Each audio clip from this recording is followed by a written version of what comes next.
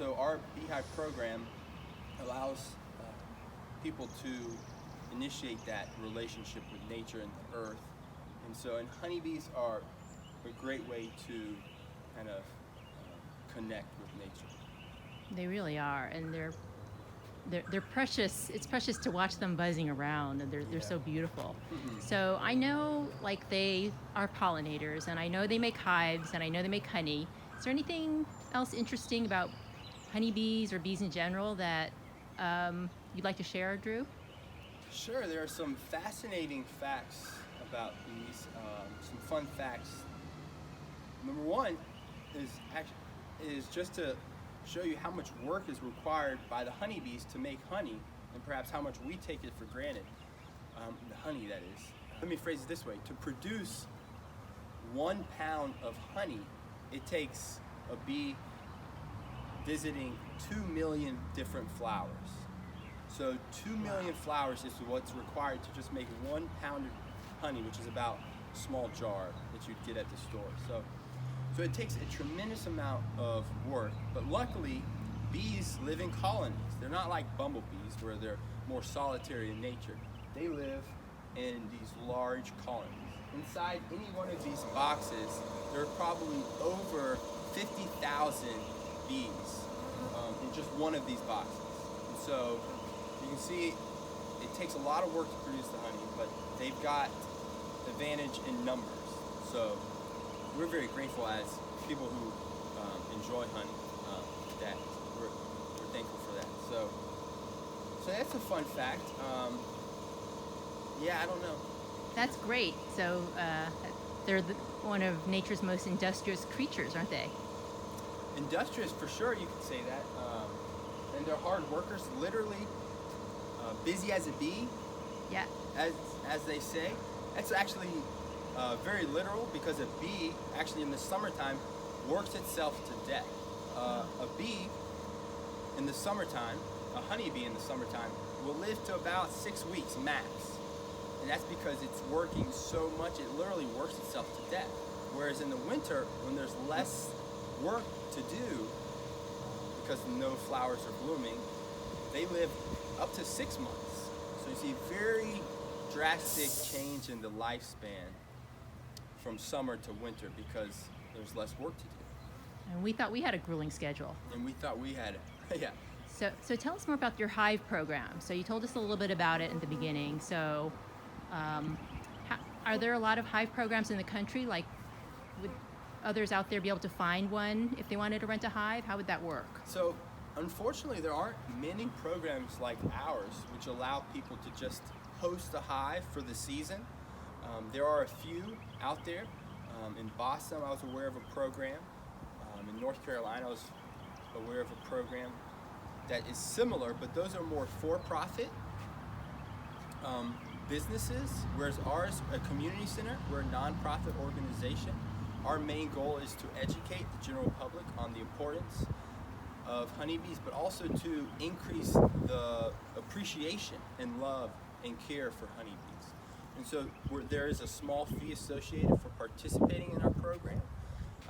It's much less compared to some of the other programs that you can find in other parts of the country, which have a very much higher cost to them. Mm-hmm. Well, it's a wonderful program, and I signed up on your website to participate, and I was told I'm on the waiting list. So yes, we have, because we are partnered with beekeepers to manage the hives and to work with the resident who is hosting the hive, we have a limited amount of hives we can put out there because we rely on the beekeepers' time to manage and care for the colony when it's in that person's yard. So, and this is our first year doing this program, so it's a pilot program. So we have a number of people who are getting hives, and we have a lot of people on the waiting list. Our hope is that some of these on the waiting list will be able to receive a hive, but some of them undoubtedly won't be able to receive a hive just because we don't have the manpower yet to manage the hives in all these various locations. We're hoping that next year we'll have more beekeepers to help with this program, to be able to have more hives distributed throughout the area in the community. Yes, I'm hoping I can get access to a hive even though I'm on your waiting list. You said there's like a baby hive program or something like that I might be able to participate in? So yeah, so some of the folks on the waiting list, in order to receive a hive, we won't have a mature hive to place in their yard. Mature meaning it's survived a winter or two, and that it's a very well populated, strong hive. Those are more limited. We have some of those, but we won't be able to supply, to meet the demand of all the people applying to our program with those types of hives.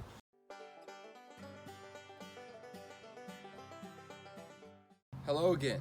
And so we just spoke a little bit.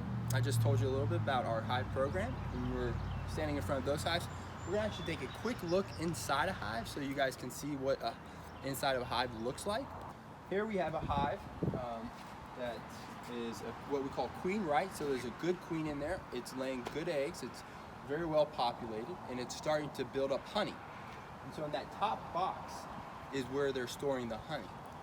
So I'm gonna go in, we take a frame out, and I'll bring it over and we can take a look at it.